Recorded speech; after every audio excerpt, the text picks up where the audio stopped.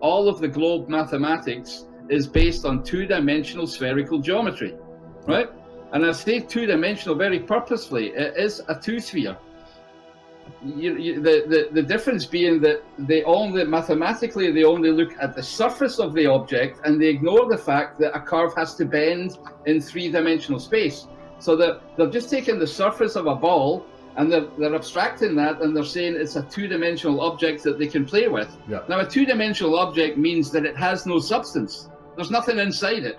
It is not a ball. Yeah. So every part of the globe mathematics uses two-dimensional spherical mathematics that has no substance. And that's the reason they can't prove any of it. Yeah. That's the reason it will remain a mathematical concept of two-dimensional spherical geometry by playing with the axioms, but they actually have no substance. Which is why they've got to fabricate through the screen, you know, some three-dimensional representation or apparent three-dimensional representation of the concept. That's what I keep, you know, I say it all the time. You know, you've got objective reality shouting and screaming in your face, and people are omitting it, ignoring it, hand waving it away because they're so enamoured by what they see here two-dimensionally on a fucking screen. But using colorations and whatever else that appears to be three-dimensional, and there's wee guys moving around about it and whatever, it's bollocks. No, it's bollocks. I mean, we've said this before. In fact, you have the very good example of if you look down at lampposts down away, far away, and people, they all look to be midgets, right?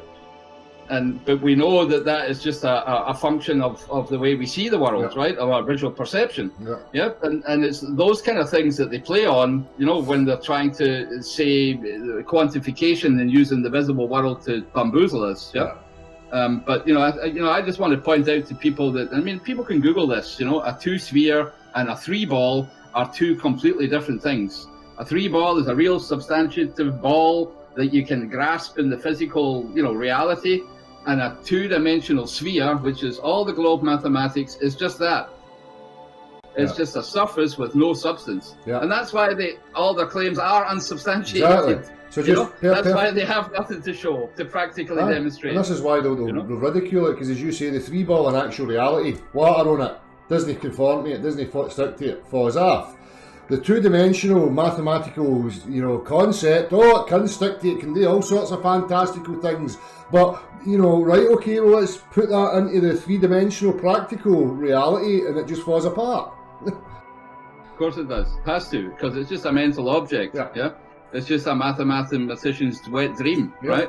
It's just, you know, him thinking up ideas, you know, coming up with axioms, formulating some definitions that he wants to be taken for granted by everybody else, and we all buy into it, right? Because he's the smart guy, so people buy into what he's saying, and they'll buy into his conclusions based on his logic. But all he's really done is just define things the way he wanted to, using word style, using grammar, right? And then using rhetoric and stuff to tell the stories around it. They have no substance. And, you know, you can even see in the mathematics has no substance. It's two-dimensional. You know, it's like impossible. You know, so for me, it was, you know, just very clear when I asked myself the question, why can't they demonstrate any claims?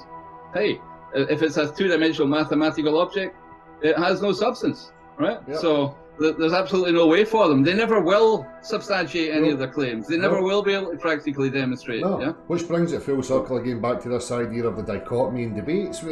There's no substance to it. There is no practical references. We're not talking about the concepts, the ideas within the minds, the objects of thought. There's nothing to be won or lost there. It's just, you know, what's cold hard reality.